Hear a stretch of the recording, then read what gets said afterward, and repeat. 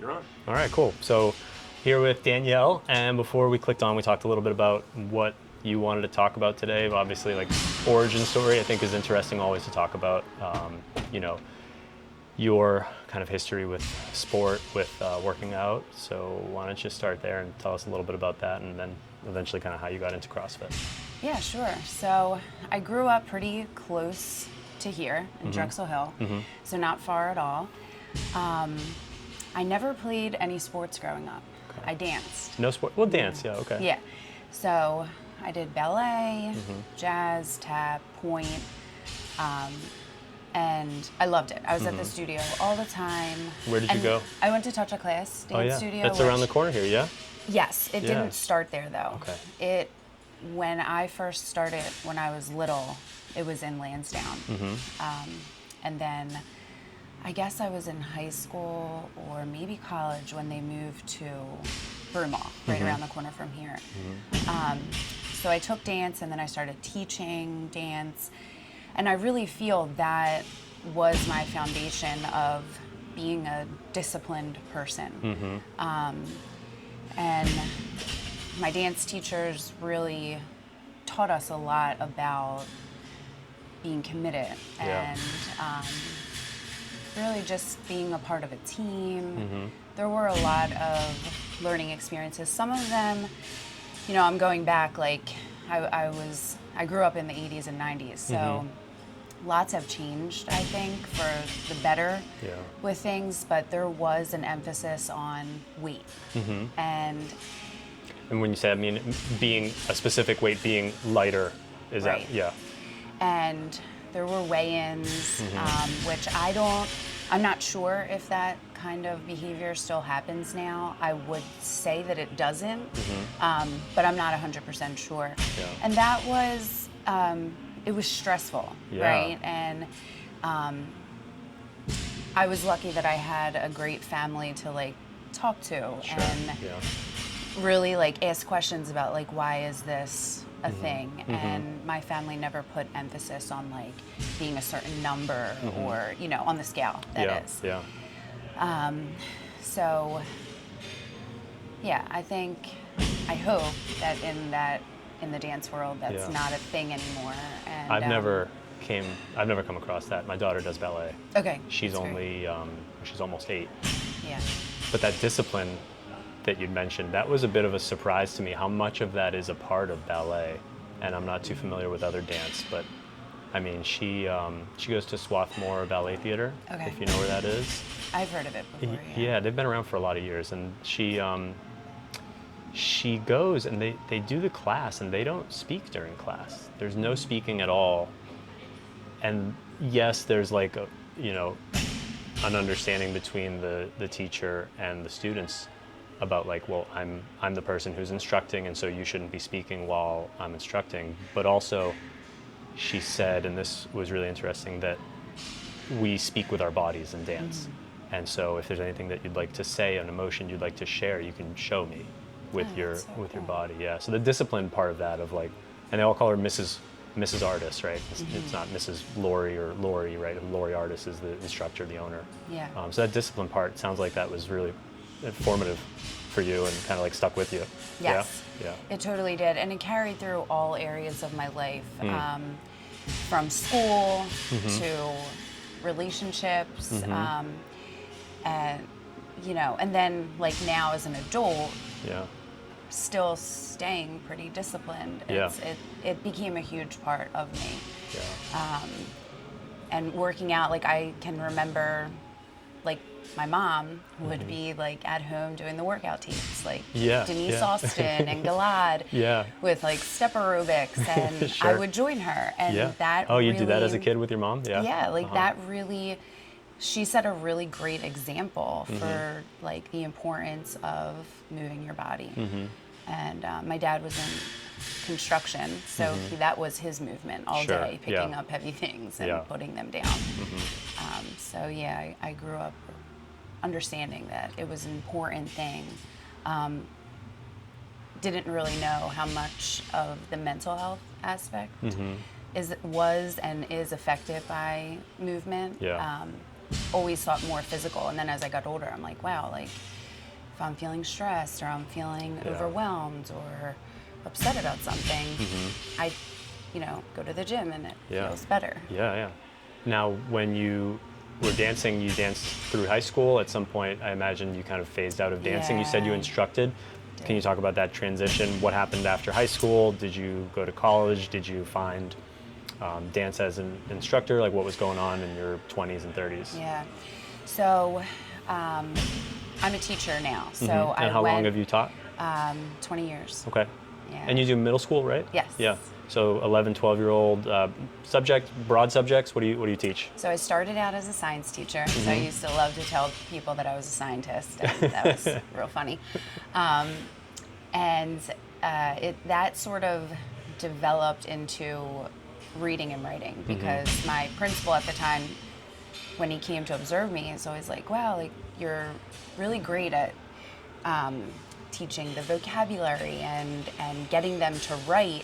And that wasn't always happening like now it is, like 20 years later, but not always happening in the science and social studies classroom. So he was like, I would love to move you into a language arts position.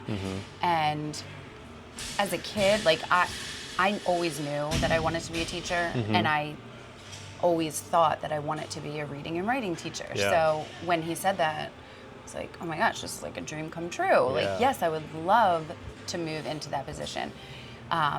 So I stayed at that school, Drexel Hill Middle School, for my first 10 years. Is that where you went to school growing up? No, I actually went to St. Bernadette, which is in Drexel Hill. Yep. And then I had 2 kids. My daughter had just been born. And there was a lot in that school that made it really hard to be a mom. Because my students were also my kids. Yeah. And it was really tough. It is really tough as a teacher to sort of break that like draw the line of like, okay, now it's 3:30 and now I'm going home to my kids. Like there's still an element of like concern for the students that you're with all day. And it became increasingly more challenging when I had my daughter. So I want to park there because I maybe don't quite understand. So your daughter was going to that school and that was difficult to separate? I just had her, so she was an infant. Okay. Yeah. And so it's difficult because you bring home the stress and the worry of what your students are going through in their personal lives.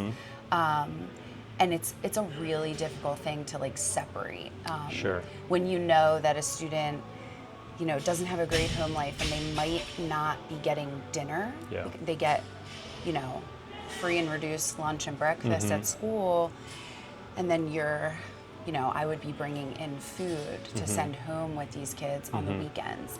And it was just really tough to be a mom of 2 small kids because my son was 2.5 at the time and my daughter had just been born. And like I really just needed to like focus on them, but I couldn't because of that dynamic. So I imagine that's something that a lot of teachers end up struggling with is kind of bringing home the troubles of their students with them. Would you say so? Yes. Yeah. Okay. Yeah. I mean, it's a very much a caregiver role that attracts a certain type of person who wants to care for others, in that way, very kind of like teacher-led, way. And you're teaching kids that are 11, 12 years old, very much, still reliant on adults for a lot of things, not high school or certainly not professors in like a college setting. So exactly. So that was tough. Yes. For you, yeah. That was really challenging, and I started thinking about like, do I need a career change but I love being a teacher. So I decided to like network a little bit and reach out to some of my former colleagues because they had moved schools and I was able to get an interview for a 6th grade language arts position at Haverford Middle School, and that's Okay. where I'm still teaching now. So you've been there for roughly 10 years now as well. Yes. Yeah. Yeah. And that's a different district than your kids attend. Yes, I live in Springfield, Okay. and my kids go to St. Francis. Got it. Okay. Yeah. So that's a little bit on the career side. It sounds like you got out of high school. Did you go right into teaching out of high school? Well, out of college. Out of college. Yes. So and that's sort of like when I stopped dancing. So when I started student teaching, it was really crazy. I student taught first grade, and it was like, it was beyond like your wildest dream of what it could be like to work with 36-year-olds. Yeah, and that's your first teaching experience, is that kind of setting. Yeah. Like, I had like field work, and like I worked at an after-school program. Yeah, So like, yeah. and I of course I taught dance to young kids. Yeah. But this was just nothing like I had expected, and it was fun, and I loved it, but it was exhausting. Yeah. And so something sort of had to Yeah. had to give there, and Yeah. unfortunately, for my career, I stopped Yeah. with dancing. I stopped dancing, and I stopped teaching dance too. So you kind of lost touch with that, and what brought you back into like physical culture in any way? How did you get back into? So once I stopped dancing, I probably took off like a little bit of time, like, and just really focused on college and student teaching. But that part of like moving my body and like having some sort of release of like, stress and overwhelm feelings, whatever, was missing. And so I joined LA Fitness, Okay. which was Yeah. in Springfield at the time, right around the corner from where I lived. And I would do the step aerobics classes. Yeah, okay, cool. And they were so fun because it was sort of like dance. Yeah, sure. They Yeah. were programmed, it was choreographed things, but with a step. Yeah. So I would take those classes. I took yoga classes, Pilates classes. Actually, wound up getting certified as a Pilates instructor. Okay. But I wasn't aggressive enough to like actually make something out of that. Like I got the certification, but I never. With Pilates. Right. Yeah. It sounds like they had a pretty robust selection of classes at Yeah. LA Fitness. Oh Like, yeah, there was That's a pretty cool. ton. Yeah. Yeah, it was great. So. And then, I mean, like what, years doing that? And then how do you transition into like a more of like a traditional gym setting, or did you find CrossFit from there, or how did that work? So I hopped around to a couple of different gyms. Of course, because like at that time when I joined LA Fitness, I was in my early 20s. Sure. And then when I was married and when I had my kids, the Healthplex, which is no longer there, it's the YMCA now in Springfield. Yep. Is 3 minutes from my house. So that's when I when I had my kids, I became like a 5 a.m. gym person. Okay. Because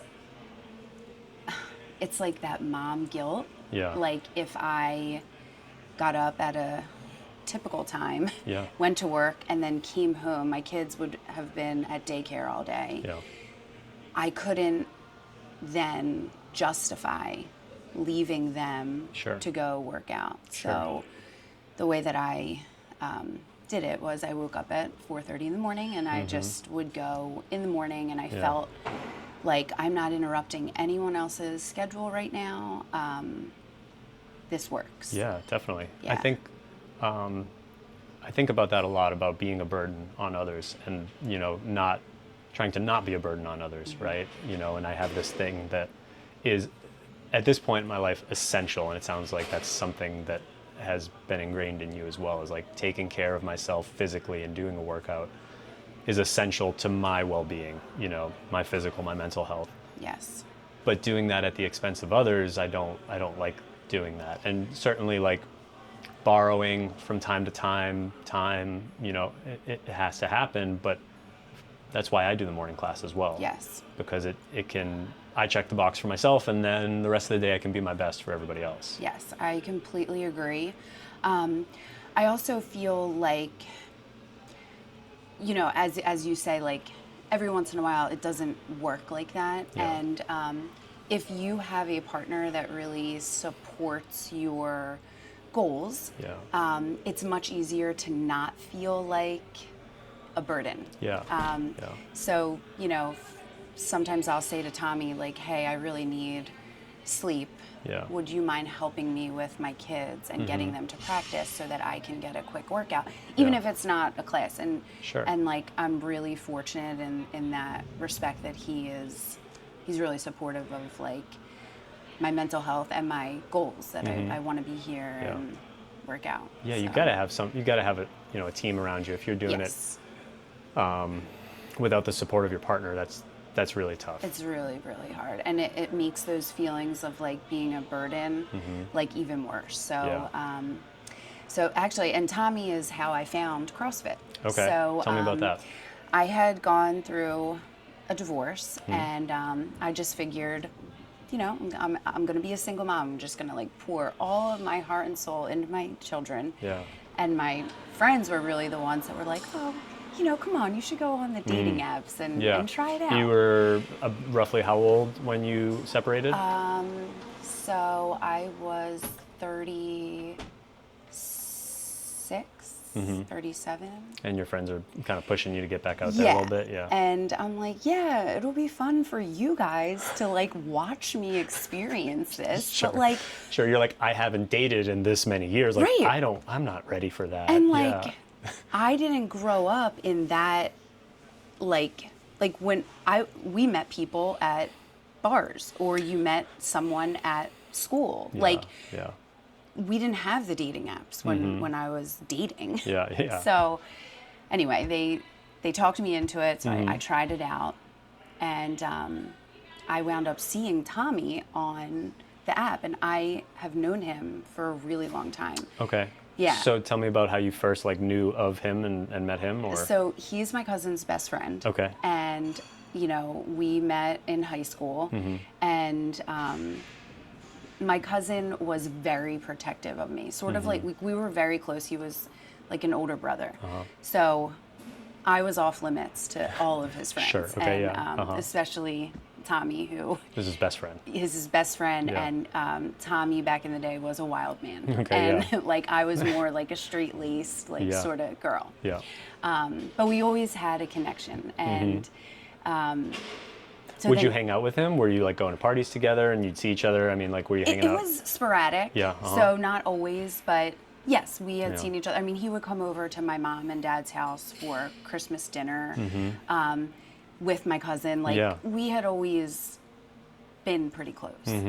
But I wouldn't, like, we didn't hang out like every weekend or something. So seeing him on the app, I was like, oh wow, this is like pretty cool. But I didn't want to do any of this swiping because I knew I would see him again with my cousin, and I didn't want to make anything awkward. So I was like, all right, I'll just let this be. You just kind of got a little, insider info. Yeah. Yeah. Okay. So you didn't like swipe left or right. I don't know. Because my wife and I joke about that all the time too, like about how if we had to re-enter the dating pool, how totally unprepared we would be. It's like it's just changed a lot really quickly, and we're both like so out of touch. It's real. I mean, you just like, if you're a guy, you just hold up a fish. Like that's what it seemed like every like male profile. Like every profile picture, yeah. I'm like, oh yeah, I'd love to go on a date with you. You caught a big fish. Like, what is this? Yeah. Likes long walks. He probably doesn't have a car. Right. Exactly. You know what I mean? Like you have no idea what you're getting into. Sure. So a little time passed, and I was like, you know what? Maybe I'll just send him a message on Facebook, because we had been Facebook friends. Sure. And I just said, hey, like, curious if just as friends you would want to, go out to dinner and catch up. Like I did see you on, I don't even remember what the dating app was. Sure. And we wound up going out to dinner and we hit it off like really quickly. So our second date was boot camp. Here? Yes. Tommy had been a member here. He's been here forever. He's been here for a long time. Yeah. And his sisters, so he has 5 sisters, and they were like, Tommy, you cannot bring a girl to a boot camp class on your second date. Like, that sounds like a really horrible message. Like, are you trying to tell? He's like, no, she really loves fitness. Like this was actually her choice. And we came here. Jackie was coaching boot camp that day, and I just absolutely loved the vibe. Yeah. It was so fun. I mean, I loved, like, Jackie knew everybody's name. And I had never been to a gym like that. I went to, like, LA Fitness, The Edge, the Health Flex, all, like, big, like, I guess you would call them, like, corporations. Not, like, a small place where, like, it's intimate and people know you. And they want to know more and more and more about you. Yeah. So that December for my birthday, Tommy got me a trial membership here, and it was like the best gift I ever received till this day. Like it was, well, aside from my children, but it was just awesome. Yeah. So, and how long ago was that? How long have you been a member here now? So I'm in my 6th year now. Yeah. So I've been here for 5 years, and I love it. I love everything about CrossFit Delaware Valley. I love the people. I've made such great friends here. There's something to be said about hanging out with people who are like-minded. For sure. And the older that I get, the less time that I have to, like, socialize. And, you know, because my kids are super busy. And you know, I don't have, like, unlimited time to like hang out with people. But when I do have time, I like to be here. And I like to chat with people who have similar goals and who also love, you know, like pushing themselves physically, mentally.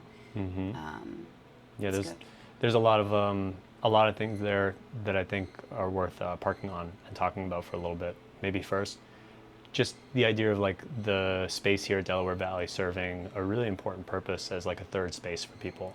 Because I think that, you know, over time, for a number of reasons, places like churches and bowling, you know, leagues and different places that people would go have become less popular. And, you know, I wouldn't call CrossFit popular today by any means. It's certainly more understood and like a little more mainstream than it was, say, 10 years ago or even 6 years ago when you started. But your feelings of like, hey, I like seeing people who have goals that align with mine, and I like spending time here. And I mean, you're talking about things that are more than just like, I like to come and do a workout because it's good for my body, right? And so I think that that's important. Does this place kind of serve as a third space for you, and how do you see that kind of being that way?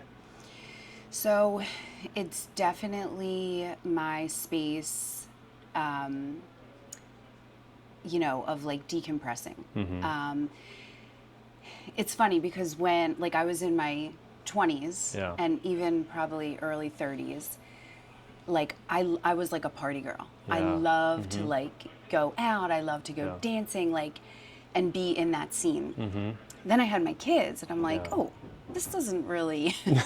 These two things because aren't happening. you know, need to go to bed early and wake up early. So this this space has really replaced that part of me because I get the same feeling here that I used to get when I would have like some drinks. Do you drink still? No, I don't. So you're completely sober, or just like once in a while? No, I don't. It doesn't serve a purpose for me anymore personally. And I feel so much better, you know, just not doing it. And, you know, I still go out and have fun. And I went to a 40th birthday party not too long ago, and everyone's like, oh, wow, you're not drinking at all, but like, you're still dancing and stuff. I'm like, well, like, I could still have fun. That's a really tough, you know, kind of place for, I think, a lot of people to get to.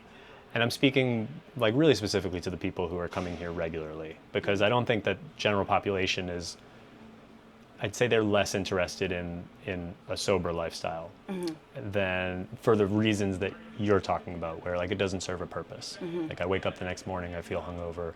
It's not serving me and my goal to squat a little bit more or do this thing a little bit faster or whatever it is. But I think a lot of people still hold on to that social aspect of like, well, if I'm not drinking, what am I going to be doing? Like it'll be really weird for me to not be drinking. And I think a lot of people go through that. And I'm not sober, but there are a lot of events that I go to where I won't drink for the same reasons. And I don't limit myself in terms of like, it's all or nothing. There are many other nights where I'll go and I'll have a drink or two. But for the same reasons, I do avoid it. And it's interesting just to kind of do it once and twice and kind of see what it's like, where you kind of go through the whole night and you're like, that wasn't as awkward as I thought it was. Yes. I definitely noticed it not being as awkward as I had imagined it to be. It definitely isn't, but it's still a thing that people like to bring up and talk about. And that took me a little bit of time, not just with drinking, even with eating. For sure. Eating certain ways, yeah, right? It's another social thing where like, you know, and you're brought up in a certain house with a certain kind of like, you know, holidays and routines and traditions and talk more about that. So especially, you know, with my kids being involved in sports, both of my kids are super active, which I'm so grateful about. Like What do they play? So my son plays football, basketball. He did play lacrosse for a while. He plays baseball. He golfs. Yeah. And my daughter plays volleyball, soccer, basketball, and softball. Interesting. Yeah. Your daughter gravitates towards like large ball sports, and then your son is like, give me something in my hands that I can hit a ball with. Yeah. Yep. And if you ask them what their favorite sport is, it's whatever the sport that they're playing at that time. Yeah. So they love it. But being, you know, on the field all day with people, like at tournaments and stuff, you know, I pack my food and we talked about that as you were coming in. You know, like I rarely leave the house without food. Sure. Yeah, same. For myself. Right. Yeah, I'm like, my kids, there'll be some snacks, but like I need snacks too. Yes, yeah. Exactly. And, you know, Jackie actually helped me the most with like feeling comfortable with, you know, bringing hard-boiled eggs and tuna packs. Because you also, like, when you're, you know, on the baseball field all day, you have to bring something that, you know, could survive in a cooler. Yeah. So there's lots of things that won't or that need microwave. So like working with her, I worked with Jackie for a while to learn about nutrition, and she was the one that actually helped me feel more confident about those choices. Yeah. Because it becomes a thing when people are going and getting the chicken fingers and french fries at the snack bar, and I'm eating my rice cakes and tuna packet. Yeah. And, you know, I don't think people mean anything by it. Yeah. And I'm like, I have plenty to share. Like, it's like, oh, no, we're good. Yeah. Yeah. But yeah, there's definitely still the nutrition part of it, I don't think has become as mainstream as far as the workouts have.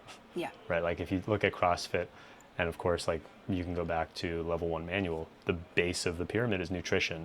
And then we get into all the things you do in the gym after that.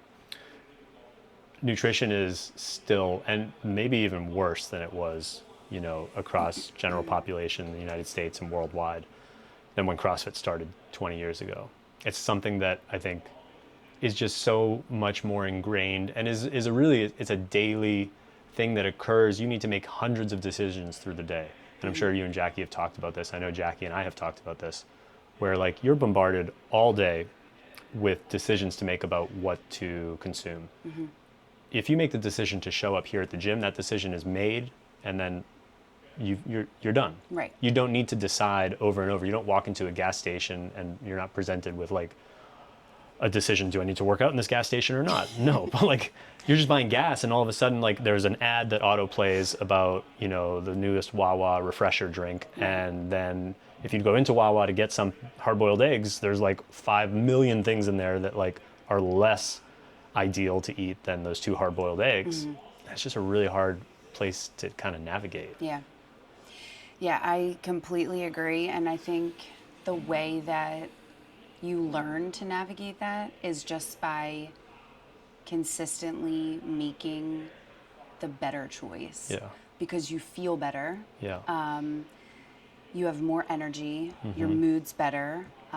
Your workouts are better. Yeah. And probably, I mean, I love the classes here, but probably my favorite aspect of CrossFit was learning about nutrition. Yeah. Because I always thought that I was eating healthy or like clean, as like, you know, that was like a huge buzzword a few years ago. Yeah. There's always buzzwords. Yeah, but learning how to fuel your body was a total game changer for me. Yeah. And Jackie, like, is my mentor, Yeah. like in that regard. Like I will always look up to her for that, because she taught me, like, no, carbohydrates aren't bad. Yeah. Because like growing up in the 80s and 90s, like, you know, having a snack Wells was better than like a bowl of oatmeal. Like,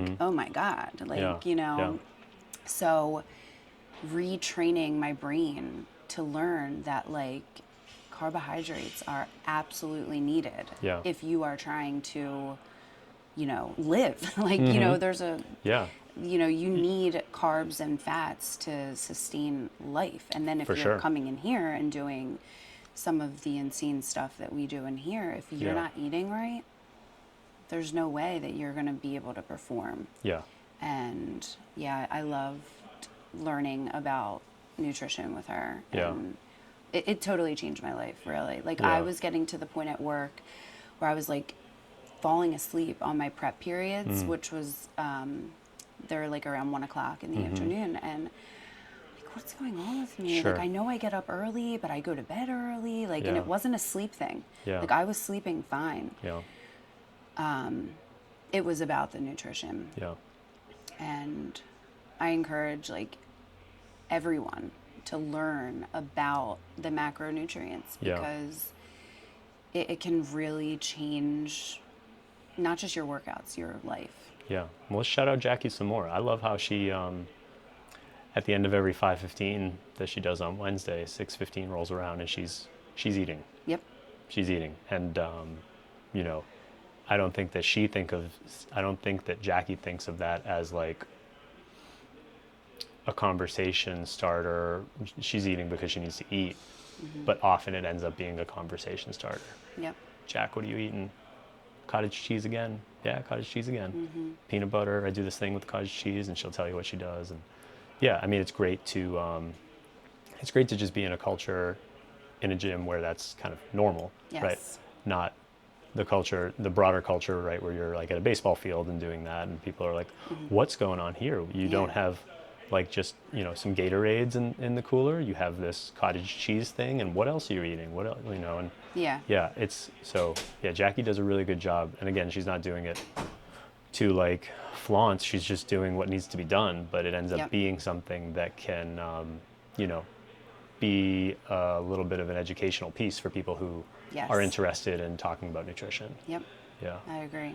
And it reminds me sort of like of my own children, right? Because like she sets that example for people. And, you know, I don't ever want my kids, my daughter specifically, being a female, I don't ever want my kids to feel like they need to be small, right? That's really hard to navigate, especially with girls. Yeah. Right. Yeah. And I grew up in a time where skinny, like, and I've never been skinny. I've always been small.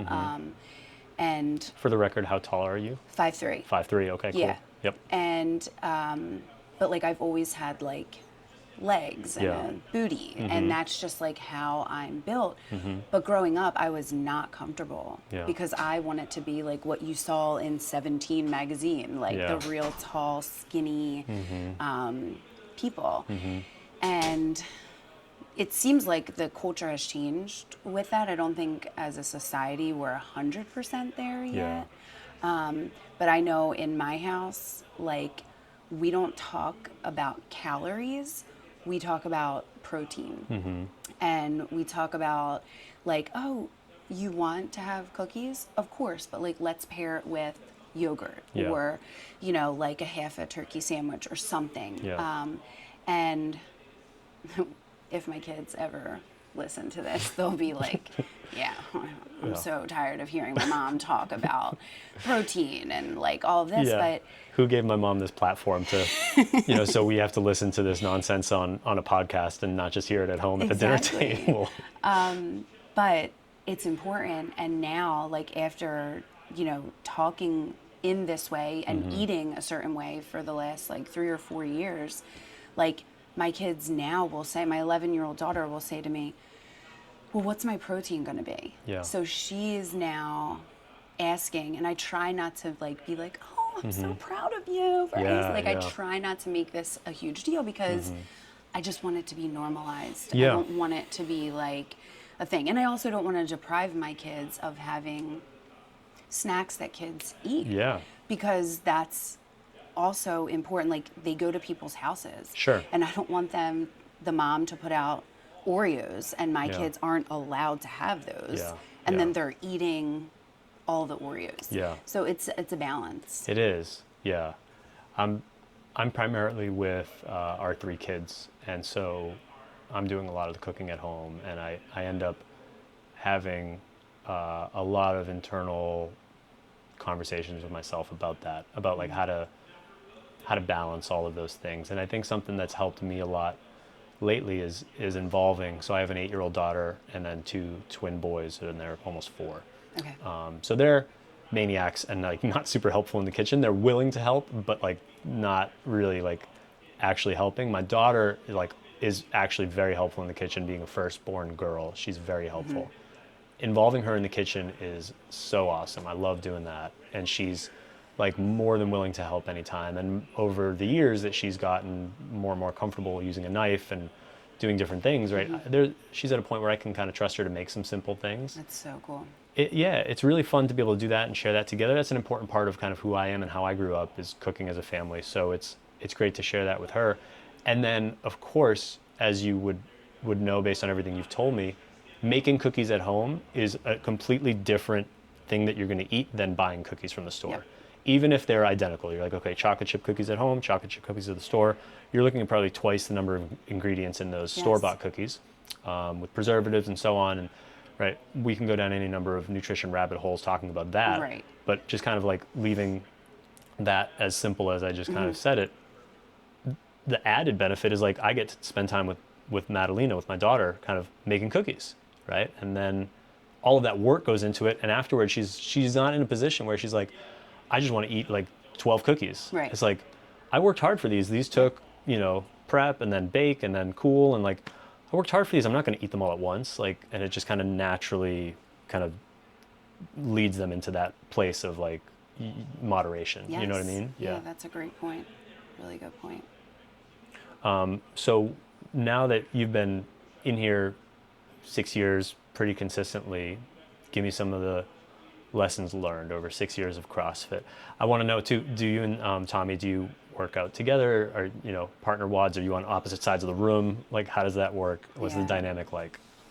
So we don't often get to work out together because of our schedules.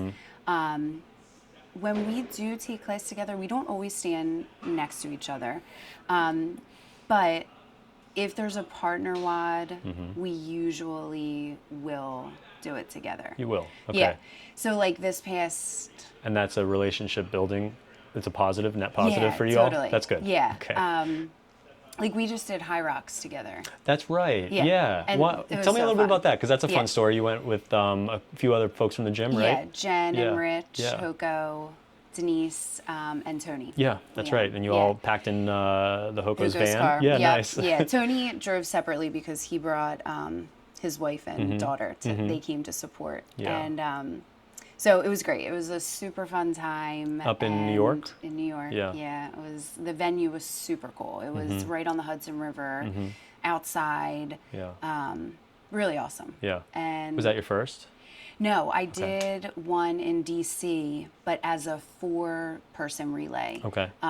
Last year. How does that work? What, maybe just for people who aren't familiar too, like kind of breeze through like what is a HYROX and what's the fitness test? It's basically a running workout. That's basically what it is, and with like boot camp stuff in between. Like there's a sled push, sled pull, 1,000-meter row, 1,000-meter ski, burpee broad jumps, farmer's carries, wall balls, and I'm missing one. Sled pull, sled push? Lunges. That's right, with the sandbag. Sandbag lunges, yeah. So, like I said, it's in between all of those stations, you're running 1K. Okay. So you're running an 8K by the end. And when you do that, how does that change? As an individual, you do it all. Right. How does it work with 2 or 4? So 4, it's just not a lot of fitness, right? So 4 is like a really sweet spot to start your journey if you wanted to do a HYROX competition, just to get the whole feel of it. The craziest part about it is you wait in a sea of hundreds of people. Like there's not like my teacher type A brain was like, oh, there'll probably be like a corral. And if you're at this time, all of your team members stand here. And then if you're at this time, no, it's just everybody standing, and you have to wait to look for your relay partner. Like if you're doing a group of 4. Yeah. And you have to wait for them to come around the bend. But like, if you're tall, you have a total advantage because you can see over people. Yeah. So it's very difficult to like find your partner and then to push through like hundreds of people. But everyone's like super friendly and encouraging. And if you're like calling your partner's name, everybody helps you. And you go out, you tag your partner's hand, and then you run and you go to the station that you trained for. So you're never together until the very end. Whoever does the wall balls, you're there to like encourage and support them. So you own a station. One of those 2 stations, right? Because there's 4 of you and there's 8 stations. Exactly. And you own 2 runs. Yep. So you basically divide the whole thing by, 4, and you get 2 stations and 2 runs. Exactly. And then how does that work with 2 people? That's different? You do the whole thing together. You share the stations but run together? You run together, and you get penalized if you like are too far apart. I don't remember the exact distance you have to be. And then you can split the stations anyhow, anyway. So like if you partner like hybrid, so Tommy and I, we did the men's weight. So he took the majority of like the sled push and pull. And I did the majority of like the sandbag lunges, the burpee broad jumps. Like you split it up, not necessarily equally. You split it up like, how are we going to be the most efficient in doing this? And it was awesome. It was so fun. And the really nice thing about a HYROX competition is it's for completion. Like lots of times if you do, I haven't done many CrossFit competitions. I've only actually done ones here at our gym. But that seems more of like a leaderboard type of thing. For HYROX, for us, it was just like, hey, let's go out and do this fitness and complete it. I wasn't really wrapped up on like how much time it should take. Or we didn't really have like a lofty goal. We just wanted to do something together and complete it. So it was cool. It sounds like you had a really fun time. Do you want to do another one? So I think I would. I also feel like I sort of checked that box, you know what I mean? But like, if somebody was like, hey, you want to do, I would be like, yes, let's go. You're just waiting for the call. It was a good time. And as far as in the gym, you're pretty much in here mornings. I see you less in the morning in the summer, but that's probably a result of like teacher schedules Yes. and free time in the summer. Yes, and Yeah. also as my kids have gotten older, Yeah. their sports schedules have changed, and And they're- sometimes I am not getting home and Yeah. in bed until after 11 o'clock at night. Yeah. And it's really hard to wake up at 4:30. Yeah. So now what I've done is set like a week goal for myself. So like I want to get in here to train Yeah. 4 days a week. And so sometimes that means I'm just coming to open gym Yeah. and doing something there. I really prefer the classes. Sure, I yeah. love working out with people, and it's Yeah. encouraging and fun. Yeah. Sometimes doing I just did one by myself, and I was like, oh man, I wish I wasn't doing this by myself. It was Yeah. like running and GHD sit-ups and air squats, and it was like 5 rounds, and it Yeah. was so hot. And the whole time I wanted to quit. Sure. And like I rarely ever think that Yeah. It's just when a I'm in a group. special type of person that comes in here and 3 rounds into a 5-round workout in a class setting, they're like, I'm good. I'm done. Like, if you plan that ahead of time, that's different. Where Exactly. you're like, okay, I'm I'm scaling gonna this scale and I'm it going to scale today. to 3 rounds. But Yep. yeah, you don't get that very often. But yeah, I've definitely had many workouts like that on my own where I've done that mid workout. I'm like, yeah, 20 minutes is good.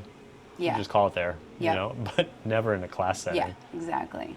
It's fun. It's fun being in class. Yeah. It So is. you're kind of, it sounds like looking at a bigger sample size, looking at the week and saying like, okay, I want to be in here 4 times, however I can. Is Yep. that right? Yeah, that's exactly how I've been. And I've been able to stick with that goal, you know, because it is so important to me. Yeah. You know, and I'm a single mom. I'm a full-time employee. I'm a sister, a partner, Yeah. a daughter. Yeah. Like, Just a few life responsibilities, right? Like, and also trying to be a CrossFit athlete. Yeah. Yeah. And this is still like a top-notch priority for me. And the older I get, the more I learn that like, no, it's not a selfish burden for Yeah. anyone. This is how I am my best self. Yeah. It's full circle to where we started. Yeah. You know, train and have some time to just like let go of, you know, there's a million things you can worry about in the world we live in today. Yeah. And when you have kids and all of the things, Yeah. there's a lot that can cause anxiety and worry. And this is my space. Yeah. where I And good let on all you that for go. like, you know, because there's plenty of other people who will choose, you know, a different habit, but like, you know, you're killing many birds with one stone by just coming in here and, you know, having fun, giving out high fives and, Yeah. you know, working on yourself and, you know, by taking class. And yeah, it's a great habit to have. And yeah, I wish you 6 and, you know, 26 and 36 more years of Yeah. doing that, because I'm in it for the long haul too. It's Absolutely. it's something I'll do for the rest of my life in one way or another. One more idea that like you'd mentioned was like also your idea of like kind of going for 4 times a week and being okay with what that looks like. I think that's important for people to hear a little bit more about as well, because I think a lot of times perfect becomes the enemy of good enough. And, Oh, yeah. Right, and with nutrition, with you know, your workouts, if it's like I can't get into class, I'm going to do nothing, and that's really, you know, on a long enough timeline, right? Like, it's not as good of a approach, I think, than just saying like, okay, I can't get into class, like it's just not happening. But Yeah. I have, and I mean, on the extreme end, I have nothing available to me, no dumbbells, no kettlebells, nothing. Well, like, okay, can I run and do some air squats? Yep. Do I have 10 minutes to do some burpees? Like, what can I do right now Yes. in this 10-minute window that I have with no warm up, and, you know, just being okay with that, rather than like, well, I didn't get to go and do my A, B, C and cool down in the gym the way I wanted to. Yep. Talk a little bit about that, and maybe it sounds like that wasn't always the case for you. Maybe No. you've shifted over time. I mean, I have done a lot of work on myself to become not an all or nothing type of girl. Yeah. Because lots of my life was like that. Yeah. And Like what parts? so, I mean, pretty much all aspects of my life. Like, you know, from like writing an essay when I was in high school and college to like the way that I would eat, right? It was like, well, if I already, messed up and had chocolate chip pancakes for Let's breakfast, just have them now tomorrow and the whole- next day, and and it's Monday, so Yeah. I Yeah. have to start the week on a Monday, Yeah. being good. Yeah. I mean, all of these ridiculous rules that people set for themselves, and the rigidness of lots of people's lifestyle. Yeah. Like, you are your own worst enemy in those cases. Yeah. Because, any sort of movement is better than no movement at all. Yeah.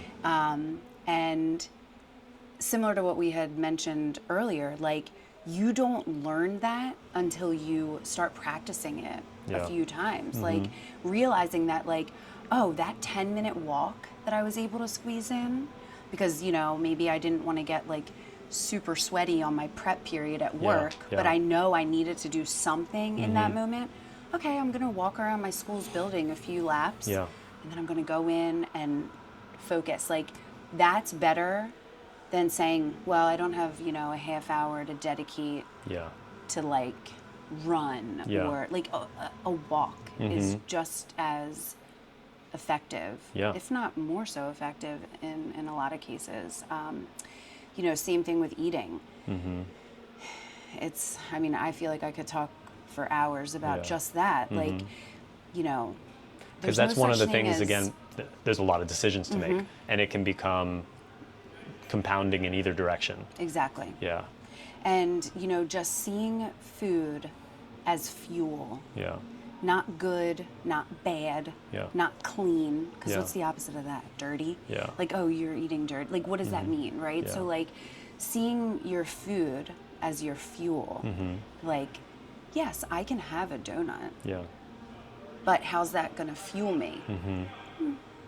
Probably not as well as, like, having a bowl of oatmeal and maybe some eggs, right? But there are times where that does serve a purpose. Like, oh, no, I'm on vacation. This is my favorite donut shop. Yeah. I'm going to have that Yeah. and not think about it the rest of the day. Yeah. I'm going to enjoy it and I'm going to move on. Yeah. And the rest of the day is not ruined because I ate a donut. Yeah. But it's hard to, when you start practicing it, you get Yeah. better at it. Yeah, and more it takes comfortable. work. It It ta- does. yeah. Yep. It takes a lot of self-work to get to those places that you're describing really simply, but it is a lot of kind of trial and error, talking to other people, what's working for them, Yep. maybe working with a coach like Jackie, there's Yes. a lot of ways to get there and kind of speed up the process, but it's definitely awareness and self-work that kind of Yep. moves you towards that place that you're in. Yeah. And finding your tribe. Like, if there was one lesson that I wish I learned 20 years ago, and if there's one thing that I can instill in my kids, find your people and be comfortable with the choices that you are making, and like feel supported with those people. Like, don't try to be somebody that you're not. Don't try to fit into the group that you think you want to be a part of, right? Like, find your tribe and be comfortable with that. Yeah. Like, be proud of the choices that you are making. Not, don't let anybody shrink you. Yeah. And make you feel like you're so different because you're showing up to the baseball field with a tuna pouch. Yeah. Like, and it sounds Yeah. so silly, but it's so Find people who you true. can joke about that with after the Yes. game is over. And you're like, Exactly. you won't believe what this other parent said to me about my tuna pouch. Exactly, Yeah. right? Like, Yeah. find someone who wants to eat the tuna pouch with you. Yeah, exactly. Ask you if you have another. Yeah. Yeah. Well, that's I think probably a good spot to end. It was Yeah, so nice totally. getting to know you a little bit more. And, Thank you so much. You too. Yeah, I hope to see you in class again soon. Yep. Hope people enjoy our conversation today. Absolutely. Awesome. Thanks. Thanks, Danielle. Thank you.